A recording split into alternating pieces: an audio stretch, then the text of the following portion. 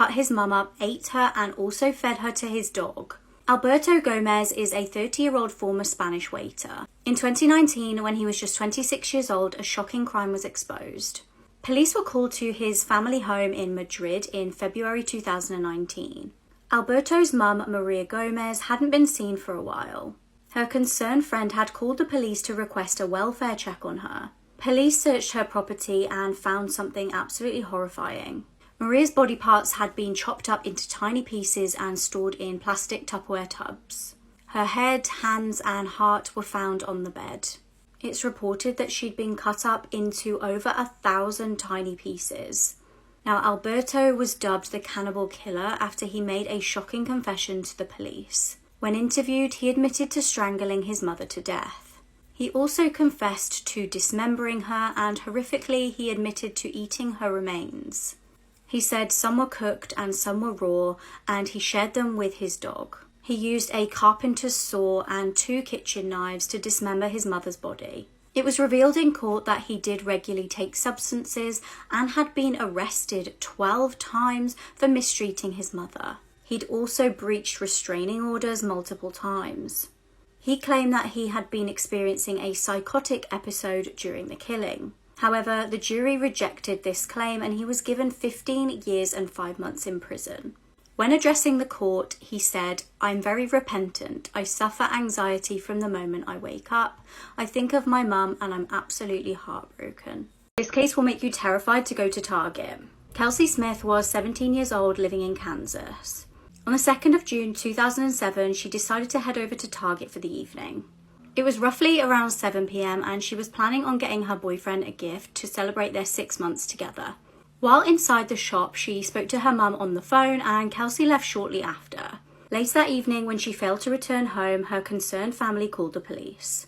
Worryingly, about 4 hours after, Kelsey's car was discovered in a Macy's car park across the road. Now, Kelsey was nowhere to be seen, but to her family's concern, some of her belongings were discovered in the car. This included the gift that she bought for her boyfriend and her bag and purse. Now, police examined CCTV from the Target and found that she'd left at around 7:07 p.m. All seemed normal at first. She was just leaving the store and heading to her car in the car park. However, very disturbingly, investigators saw what looked like someone running towards her, and the images captured a male pushing Kelsey into her car. On closer inspection of the CCTV, police were able to notice a male seemingly following Kelsey round the shop. Although he didn't speak to her or approach her, he definitely was kind of following her around the store. He always ended up in the same aisle that she was in, and he seemed to be looking at her. Investigators released the CCTV images to the public in hopes of getting some tips. This would prove to be vital in the investigation. Now, the CCTV from the Macy's car park showed Kelsey's car being left there at 9:17 p.m. This was around 2 hours after she left the Target. Interestingly, a person with a white top and seemingly like dark coloured trousers was seen leaving the car there. The person was then captured running away from the scene, and the clothing matched what the suspect from the Target CCTV was wearing. When police tried to get Kelsey's phone records from her phone company, they were strangely hesitant. It would actually take 4 whole days for them to agree to give over the information. Now they were finally able to identify where Kelsey's phone had last pinged, and this was a tower near Grandview in Missouri. Tragically, when search teams were deployed, it wasn't long before they discovered Kelsey's body. The autopsy showed that she had been SA'd prior to her death and then strangled with her own belt. Meanwhile, the suspect's neighbour had called the police. She'd seen the news appeals for information and recognised the man as 26-year-old Edwin Hall. Now, he was actually reportedly off on holiday with his partner and son when police showed up. He was arrested and charged with first-degree murder. Forensics were also able to find his fingerprints on the inside of Kelsey's car, despite him protesting his innocence. It's believed that he abducted Kelsey at gunpoint and drove her to the secluded area before killing her. He eventually pleaded guilty to all charges and was given life without parole. The case led to the birth of the Kelsey Smith Act. Now, the law states that phone companies can ping a phone if police believe that the owner is in danger, and most US states have now passed this law. This is how a trip to Walmart to buy video games ended in murder. Erica Freeman and Christian Aguilar were 18 years old when they started dating in 2012. They met through their high school in Miami and were initially just friends. However, they both relocated to Gainesville for college and things between them turned more romantic. Erica's ex was Pedro Bravo, who also went to school with the pair in Miami. Interestingly, he was also one of Christian's good friends. Erica had initially broken up with Pedro during their senior year of high school. Erica felt that they'd just grown apart, but Pedro would not accept this. He begged her not to break up with him, and she buckled under the pressure and they continued as a couple. However, she did eventually get the courage to break up with him for good when she relocated to attend Santa Fe Community College. Pedro's friends recall him being really depressed because of this. Now, understandably concerned, Erica reached out to him just as a friend to try and support him. By this point, she had started seeing Christian. Erica and Christian decided to try and keep their relationship on the down low for a while so as not to rub it in Pedro's face. However, this proved to be very difficult when Pedro decided to move to the same college. Erica and Christian thought they were keeping their secret from him. Little did they know Pedro had actually found out. On the 20th of September 2012, Pedro messaged Christian. He asked if he wanted to meet him at a local Walmart, and he suggested that they go and buy some video games together. Now, Christian felt quite awkward about this, but he did eventually agree. CCTV captured the pair shopping as planned, but Christian failed to return home that night. Then, when he didn't even turn up to his classes the next day, the alarm was raised. Police interviewed Pedro as he was the last known person to meet up with Christian. Pedro claimed that he just dropped Christian off that evening without an issue. However, he would later change his story. He said that Christian had told him about him and Erica, and he'd punched him and driven off. Police then found some disturbing clues. Christian's bag was found at Pedro's place, and also Christian's blood was found in his car. A journal of Pedro's was also discovered, and this documented the fact that obviously Pedro really was not happy with Christian at all, and he knew about the situation with him and Erica. Pedro tried to cover his tracks once again and changed his story to say that Christian was bleeding after the fight that they'd had and Pedro had abandoned him on the side of the road. He claimed though at this point he was alive. Then there was some really damning evidence in the form of receipts. They showed that Pedro had bought duct tape and a shovel the night before Christian vanished. Tragically, Christian's body was discovered on October the 13th, 2012. He had been strangled. Pedro was eventually found guilty of the murder and sentenced to life in prison. This is how a random discovery of an animal bone solved a murder case. Zoe Campos was just 18 years old when she vanished. It was the 17th of November 2013 in Lubbock, Texas. On the night in question, Zoe had gone out for some food with her sister Savannah. The pair ate and then went back to Zoe's flat and watched a film. Zoe then told her sister she would be spending a little bit of time with a friend called Carlos and then picking up her mum from work. Zoe sent a text to her mum at around 1:30 in the morning saying she was en route to pick her up, but she never showed. Worryingly, her family didn't hear any more from Zoe and they started to get very concerned. They heard absolutely nothing of Zoe for 3 days until they found a clue. Zoe's auntie spotted Zoe's car being driven and noticed it was being driven by a random man. She desperately tried to chase the vehicle to see who was in it, but it disappeared. Concerningly, not long after that sighting, Zoe's car was found abandoned. Police interviewed Zoe's sister Savannah to try and get any further information that could help with the investigation. Savannah told them that the man that she was due to meet was called Carlos Rodriguez. Now, Savannah wasn't actually familiar with him and neither were any of Zoe's friends. Police tracked him down and he claimed the pair had met that night to smoke some substances. However, according to him, when Zoe came round, he realised he didn't have any substances and Zoe just left to try and get some and never came back. This was obviously highly suspicious, but police didn't have any reason to actually charge him with a crime. Frustratingly, he was let go. Years later though, in 2017, Carlos was back on their radar. He got arrested for a disturbing unrelated stalking charge. Then in 2018, investigators got a tip.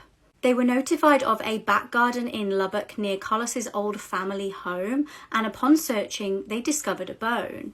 Now, interestingly, the bone actually ended up being that of an animal. However, this was still very key to the progression of this case. Shortly after the bone being found, Carlos was questioned and he requested a lawyer. He reportedly then effectively kind of put his foot in it in this case, and he was heard on a prison phone call confessing that he had told an inmate what had happened to Zoe and somebody snitched on him. From this point, things started to really unravel for Carlos, and he eventually confessed to the killing. He said that after smoking substances, he had simply hallucinated and lost control. He confessed to strangling her to death and burying her in the back garden. Search teams were eventually able to locate her remains. At his trial, the jury deliberated for just 14 minutes before giving him life in prison. Huge trigger warning for this case as it is very upsetting. 37-year-old Nancy Johnson from Alabama and her children were found deceased on the 28th of September. The mother of two drowned her children in the bath before taking her own life. Her children were 2-year-old Jacob and 5-year-old Maya. She also allegedly cut her daughter's throat. She then is believed to have unalived herself with a silk belt in a hallway wardrobe. The children's autopsies showed that they died from drowning, but Maya's blood loss contributed to her death. Heartbreakingly, the children's dad, Derek, was actually the one that found them. He found the bodies of the children on a sofa underneath a blanket. Nancy and Derek were in the middle of divorce proceedings and a custody battle. Nancy also had a history of mental illness. The parents had been ordered by a judge to start seeing the children on alternate weeks. The arrangement was due to start in just a matter of days. The dad wrote, "The amount of happiness and love that emanated from Mia and Jacob was very apparent to all that they were around. Our house was filled with joy and happiness. Their future was so bright in every way possible." This woman became a witness in a murder case. After being threatened, she is now missing. It's been nearly 2 weeks since this Texas woman was last seen. 21-year-old DeAndrea Ford is thought to have gone missing on September the 21st. She was last seen on East Freeway wearing a black top and tan-coloured trousers. She was apparently seen getting into a van with a male outside Diva's Bikini Sports Bar and Grill in Houston. She'd been working there for a few weeks as a dancer and is a mum to a 4-year-old little boy. Her family say that her disappearance is not normal behaviour for her. They feel that something is seriously wrong. The woman was actually a witness to a fatal shooting on the 18th of May. At the time, she had been apparently asleep in the front of a car when shots were fired. 35-year-old Otis Parker was shot and killed. Luckily, DeAndrea managed to flee. It's thought that the motive for the shooting was a planned robbery. Terrifyingly, police found that one of the suspects sent a text about DeAndrea stating she ain't safe in Houston at all. A no-contact order between her and the suspects was granted in June. The suspects in the murder case are being held in jail, and anyone with any information is encouraged to call police. A man is charged with murder after joking that his ex would end up like Gabby Petito. 26-year-old Madeline Kingsbury from Minnesota was found dead in June. She was a mother of 2 and dropped her children off at daycare on March the 31st, shortly before going missing under suspicious circumstances. She was tragically discovered dead on June the 7th in a wooded area in Fillmore County. At the time she went missing, her ex-boyfriend, 29-year-old Adam Fravel, denied any involvement. He stated, "I want the mother of my 5-year-old and 2-year-old to be found and brought home safely. I want that more than anything." However, behind the scenes, things had not been as they seemed. The pair were newly separated and were in the process of moving out of their home together. They had apparently had an on-off relationship. Madeline's body was discovered near a rural property owned by Adam's parents. She was wrapped in a grey fitted sheet which had apparently come from the home that they shared together. He was arrested the same day that Madeline's remains were found.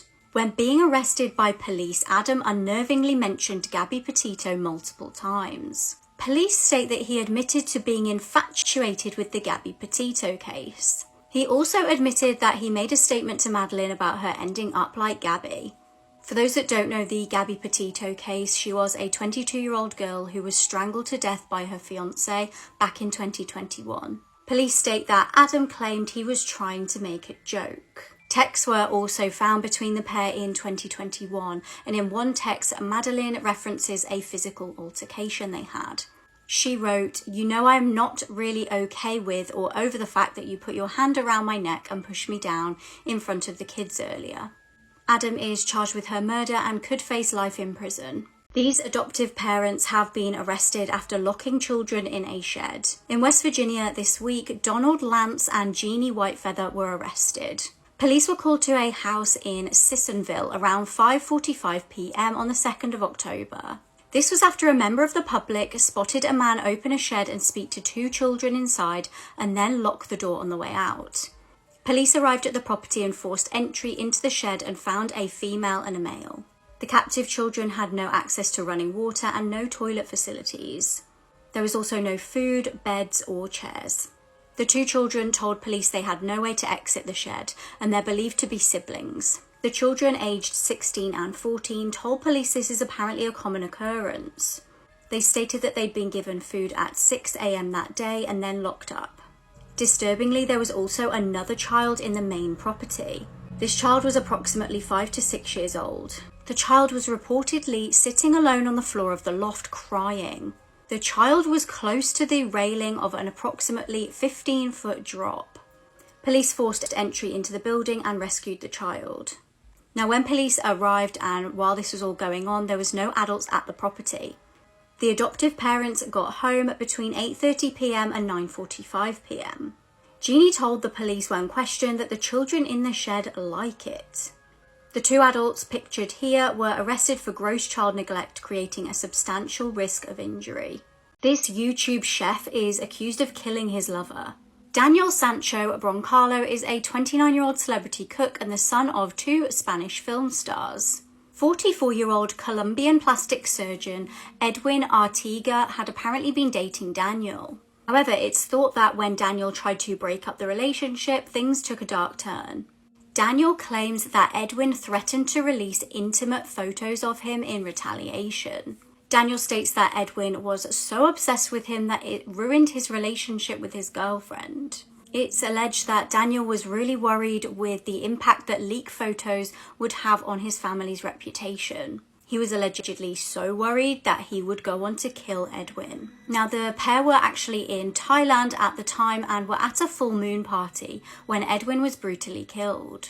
Edwin's body parts, including hips and thighs, were found by locals in plastic bags at a landfill site. Authorities claim that Daniel has admitted to the killing and dismembering. Daniel has denied that the murder was premeditated, but Thai authorities state that it was. CCTV images allegedly show Daniel buying a knife, cleaning products, and gloves prior to the murder.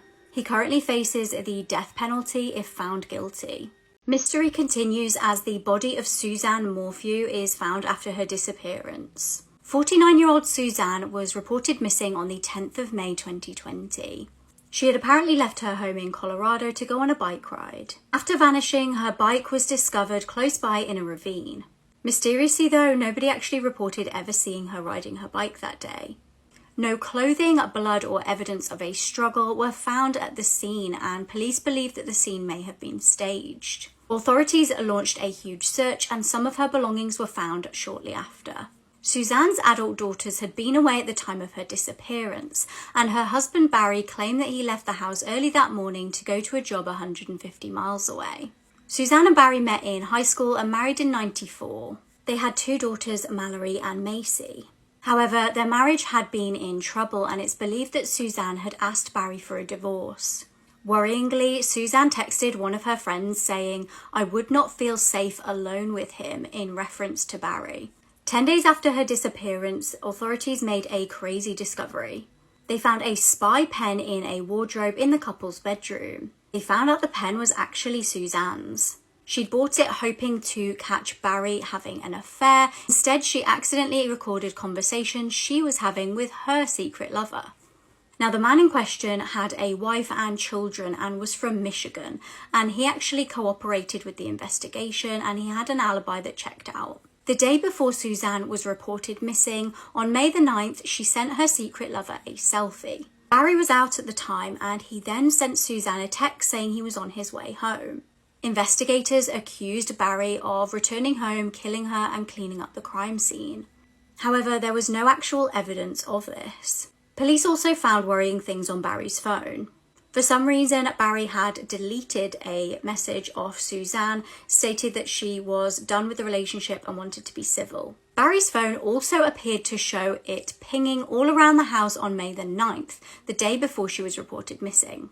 He claimed that he was running around the property shooting chipmunks. Police think that he may have been running around the house trying to shoot Suzanne. This image shows all the areas where the phone pinged in a short space of time. Barry also told the investigators that he went to bed at 8 p.m. However, his truck's computer shows that it was reversed towards the house at around 9:30 p.m. Investigators also worryingly found a clear plastic needle cap in the dryer in the house. They theorized that Barry may have used a tranquilizer gun to shoot Suzanne, and this was the cap of the syringe. Now, although Barry admitted that he was experienced at shooting tranquilizer darts and he regularly used them to shoot deer, he stated that he doesn't know why it was there and there isn't actually anything linking him to that item. Strangely, on the day that Suzanne was reported missing, Barry was captured on CCTV throwing out rubbish at various locations. Investigators stated that he may have been disposing of evidence. Barry also had multiple scratch marks on his arms. However, in a strange twist in this case, male DNA was found in Suzanne's Range Rover. The DNA was tested and revealed that it was at least a partial match to an unnamed man connected to 3 unsolved sexual assault cases in Tempe, Phoenix, and Chicago. Now, back in April 2022, Barry was actually set to stand trial for Suzanne's murder. However, the case was dismissed without prejudice, and this actually means that the prosecution could refile charges in the future. Barry maintains his innocence and his 2 daughters have stuck by him too. It began as a normal day in July 2019. That was until locals in a neighbourhood in New South Wales, Australia, entered a real-life horror film. A woman was covered in blood, yelling for people to phone the police. The woman in question was Jessica Camilleri, and the neighbourhood would never be the same again. Jessica was the daughter of Vince and Rita Camilleri, and she had a troubled upbringing. She struggled with various mental health issues, including bipolar and paranoia. She was bullied at school and was eventually removed after an assault. Her behaviour started escalating and she frequently had violent outbursts. Despite her parents getting divorced, her mum Rita remained dedicated to looking after Jessica. In 2018, Jessica was detained in a psychiatric facility after attacking a woman in a doctor's waiting room. She had also attacked several members of her family and random members of the public prior to this. Things got worse while she was in the facility. She ended up attacking a nurse and her mum insisted on discharging her. She said things would be fine and she would look after Jessica at home. The pair actually had a fairly good relationship and they would send each other sweet messages. However, Jessica started to become obsessed with a man that she knew, harassing him with phone calls and threatening him. Rita actually had to take her to the police station to try and scare her into stopping. It worked for a while and the calls died down. Then on July the 20th, 2019, while out walking with her mum, Jessica had an episode of paranoia. Suddenly, she decided that her mum was trying to humiliate her. She escalated into a violent rage and her mum had to try and call the doctor to come and assess her. However, when the doctor arrived at the house, Jessica actually chased him out. As Rita tried to phone for emergency services, Jessica attacked her with 7 knives. She decapitated her mum and dragged her head outside onto the pavement. Covered in blood, she ran to her neighbours' houses, yelling that she'd killed her mum. When police arrived at the scene, Jessica was stood asking if it was possible to bring someone back to life if they didn't have a head. The crime scene was so disturbing that many of the emergency services personnel had to get trauma therapy. In 2020, Jessica was found not guilty of murder, but guilty of manslaughter due to her complex psychiatric illnesses. She was eventually given 16 years in prison. A man with no arms was charged with stabbing a tourist using scissors with his feet. John Crenshaw was a well-known figure in South Beach, Florida. With no arms, he would impressively paint pictures with his feet and was once a viral sensation. He was known to be homeless and bragged about impregnating many women, including, he states, Gwen Stefani. In 2018, he was arrested for a shocking incident in Miami Beach. A tourist from Chicago, 22-year-old Cesar Coronado, claimed to have asked John for directions. John claimed that Cesar had punched him in the head. John jumped up, stabbing Cesar with scissors using his feet. Police discovered Cesar bleeding from his arms and he was rushed to hospital. John actually fled the area but was found shortly after close by. He was charged with aggravated battery and had a history of criminal offences. These included disorderly intoxication, vandalism, and battery on police officers. This is the moment right before a man accidentally killed a woman that he thought was his ex. 48-year-old Richard Montano is from Virginia. In late July 2022, his girlfriend Fatima Rojas broke up with him. She stated that their relationship was volatile and abusive. They'd been together 8 years and she'd had enough. She stated during their relationship that he hit and kicked her. On the 10th of August 2022, mother of two, 40-year-old Sylvia Abakay was staying at Fatima's house. Unfortunately for Sylvia, she would be the horrific victim of mistaken identity. Richard knocked on the door and as Sylvia answered, he launched a brutal attack. He hit and stabbed the woman who sustained at least 10 blunt force injuries and 10 stab wounds. She managed to place a harrowing 911 call where she literally screamed for her life. Sadly, Sylvia would die from her injuries and Richard tried to cover his tracks by setting fire to the house. He used Sylvia's own clothes to light the blaze and try and cover up the hideous murder scene. One attorney stated, "This case exhibited some of the most disturbing crime scenes I've encountered." Richard was found guilty of first-degree murder and arson. He's currently awaiting sentencing and will be sentenced in January. When this woman vanished, people feared the worst. What actually happened was so much more sinister than anyone imagined. 27-year-old Linda Spence was a financial advisor from Glasgow. In May 2011, she was reported missing by her parents. They become worried because they hadn't heard from her in a while. When news eventually hit of what had actually happened to her, it stunned the nation. Linda's family initially did an emotional appeal on TV for anybody who knew anything or had seen Linda to come forward. Her distraught mum strangely got a text off Linda's phone. It stated, "Love you, mum," but Linda's mum noticed that usually she puts LUVU, and this said LOVEYOU. Bit of a background about Linda, she was known by her friends to be very wealthy. She actually convinced her acquaintances that she was successful in finance, but this couldn't have been further from the truth. Things got so bad at one point that she was declared bankrupt. However, she then inherited quite a lot of money off her deceased nan, so she was able to keep up appearances. She began doing some dodgy investment deals, and at the time of her disappearance, she was allegedly involved in a multi-million-pound land deal near Stansted Airport. She was taking large amounts of money from various investors with the promise of getting a big return. The reality was that this was a lie. Some big investors involved were John Glenn and Colin Coates. When John started to get frustrated at the lack of money back from Linda, Linda blamed a man called Uncle Ben. Uncle Ben was actually fictitious. John started sending threatening text messages to this Uncle Ben, not realising that the phone was actually controlled by Linda. Linda had numerous different aliases and 20 different phones. 7 weeks after Linda vanished, one of her phones was actually found in a bin in Kilburnie. The phone revealed that a contact of Linda's actually lived nearby. This man was Philip Wade. He was involved in criminality and knew Colin Coates. Police at this point knew that a week after vanishing, Linda's car was spotted on number plate recognition software on the motorway. They were also able to identify that a man's phone pinged the phone mast the exact same time that Linda's car was picked up on cameras at that exact location. The phone belonged to Colin Coates. Now, Colin and Philip were acquaintances of two men, David Parker and Paul Smith. When David and Paul were questioned, they admitted to having assisted in kidnapping Linda. It transpired that she'd been snatched off the street in Broomhill in Glasgow in April 2011. She was driven to Ayrshire and the two men were paid £10,000 to babysit her. They were apparently too scared of Colin to set her free. David Parker admitted that she was held at his home for nearly 2 weeks. During this time, she was tortured. She was tied to a chair and they used an iron, a golf club, cigarettes and bolt cutters. Police would go on to find forensic proof that Linda's blood was in the flat. Colin is believed to have suffocated Linda before putting her body in the boot of her car. Tragically for her family, Linda's body has still never been found. David and Paul were given 11-year sentences. Colin got 33 years behind bars. Philip was given 30 years. This woman seemingly vanished into thin air until forensics proved exactly what happened. Candice Shields was a 20-year-old woman from Texas.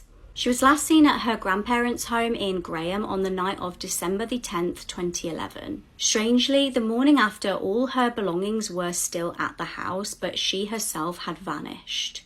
Worryingly, she'd been due to start a new job that morning and never showed up. Days passed and no one heard from her, which was very concerning considering she has a 1-year-old son and was pregnant. Her family decided to report her missing on December the 15th. Police spoke to Candice's boyfriend and the father of her unborn child, Jeremy Thornburg. The pair had actually had an on-off relationship, and Jeremy would accuse Candice of being with other men. Meanwhile, he was seeing another woman called LaJuana Long. She was actually very jealous of Candice, and police learned that she'd threatened her in the past. Now, the case seemed to slow down quite a lot until February 2013. LaJuana and Jeremy were finally arrested. They were actually charged with murder despite police not having Candice's body. Now, phone records showed that the trio were actually in close proximity at the time that Candice vanished. Then there was a forensic breakthrough. Blood on one of Jeremy's guns that police had seized matched Candice's DNA. LaJuana pleaded guilty and was given 30 years for the murder of Candice. She actually testified in court that Jeremy lured Candice to a field and shot her, and the pair covered bleach over her body to try and cover up evidence. Although Candice's body has still not been found, Jeremy was also found guilty of murder and given life in prison. A man was stabbed after helping a man who had broken down on the side of the road. A kind man from Missouri named Dr. Patton stopped his car on September 29th. He had noticed there was a stranger in need of his help. The man in need of help was 28-year-old Tyler Risler. He had approached Doctor and asked him for a lift. He told him his car had broken down and he needed a ride back to Target.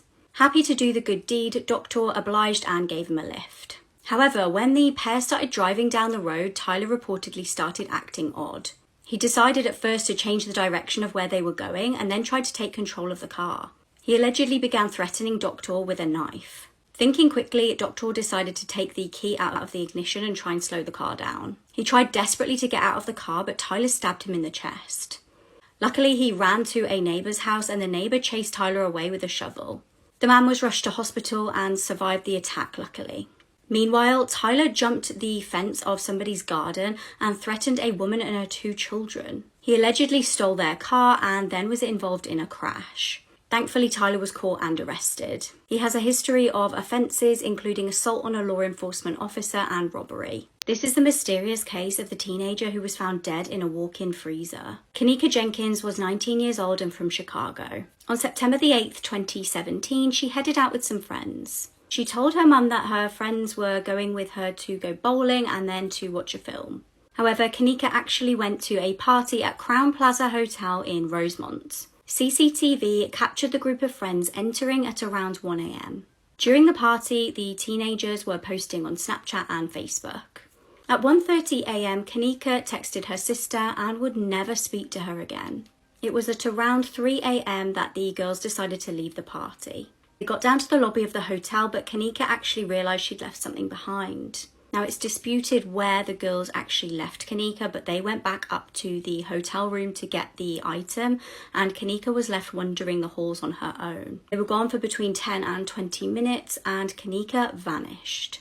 The friends searched the hotel but couldn't find her anywhere. At around 4:30 a.m, the friends called Kanika's mum. They had wondered if she'd gone back to her mum's house, but she hadn't. They admitted to Kanika's mum that they'd all been drinking. When Kanika's mum actually asked for help from the hotel, they refused and they wouldn't look at the CCTV footage. Shortly after 7 a.m, with no sign of Kanika, her mum, Teresa, reported her missing. The investigation began at around 1:15 p.m. on September 9th. Staff at the hotel said the CCTV footage showed them nothing.